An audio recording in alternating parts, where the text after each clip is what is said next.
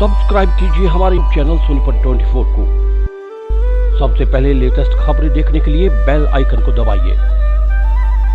पुरानी पेंशन बहाली को लेकर हरियाणा में लगातार कर्मचारी सरकार के साथ आर पार की लड़ाई के मूड में नजर आ रहे हैं।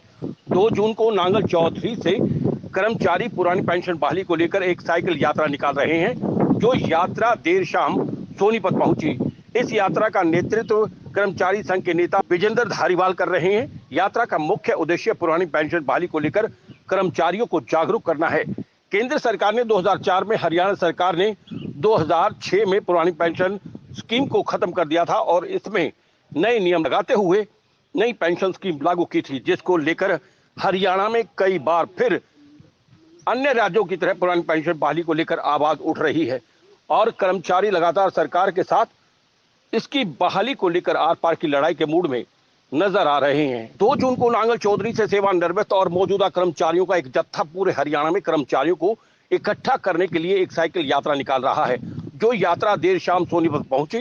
सोनीपत पहुंचने पर अलग अलग विभागों के कर्मचारियों ने यात्रा का जोरदार स्वागत किया।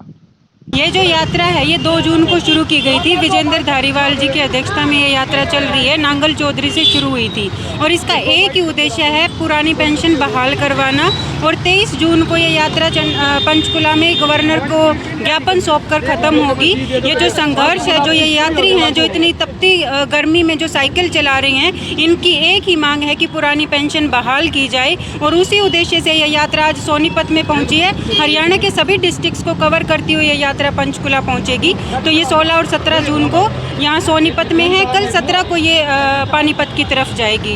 ये यात्रा 2 जून को हमने नांगल चौधरी से शुरू की थी। इसका एकमात्र उद्देश्य हरियाणा प्रदेश के कर्मचारियों के लिए पुरानी पेंशन नीति को बहाल करवाना, जो कि 2004 में केंद्र सरकार, 2006 में राज्य सरकार के द्वारा बंद करके नई पेंशन योजना लागू की, जो कि पूरी तरह से बाजार आधारित योजना है और कर्मचारियों का आर्थिक और सामाजिक शोषण करती है।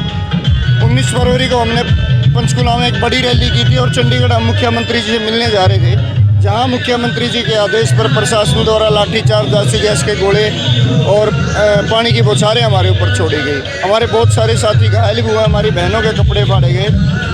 लेकिन उसके बाद मुख्यमंत्री जी ने कमेटी का गठन किया, लेकिन वो एक मुद्दे को गुमराह करने का तरीका है, इसके अलावा कुछ नहीं। इसलिए हरियाणा प्रदेश के तमाम कर्मचारियों, अधिकारियों, तमाम कर्मचारी संगठनों के अंदर रोष है।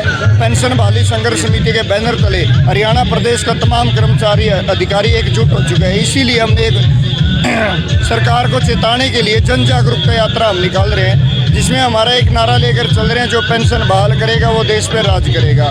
और मुहिम है वोट फॉर ओपीएस। हम अपने साथियों को, अपने समाज को जागरूक कर रहे हैं। जब नांगल चौधरी से चले तो हमें लगता था केवल कर्मचारियों की यात्रा होगी, लेकिन ये आम जन की भी यात्रा बन चुकी है। जिस गांव से हम गुजर रहे हैं, वहाँ की ग्राम पंचायतें, खाप पंचायतें, सामाजिक संगठन, किसान संगठन, तमाम लोग हमारा समर्थन कर रहे हैं, हमारा सहयोग कर रहे हैं। सब यात्रा कब तक पहुँचेगी? 23 जून को हम चंडीगढ़ पहुंचेंगे, जहां महामहिम राज्यपाल को अपना ज्ञापन देंगे, क्योंकि महामहिम राज्यपाल की नियुक्ति संवैधानिक नियमों को लागू करवाने के लिए की जाती है। और हरियाणा प्रदेश में जिस तरह हरियाणा सरकार तानाशाही कर रही है, संवैधानिक नियमों का मजाक उड़ाया जा रहा है, उनका हनन किया जा रहा है, इसीलिए हम माननीय महामहिम राज्यपाल जी के गुहार लगाएंगे कि सरकार को आदेश करे कि भाई जो संवैधानिक हमारा अधिकार है वो हमें लौटाया जाए।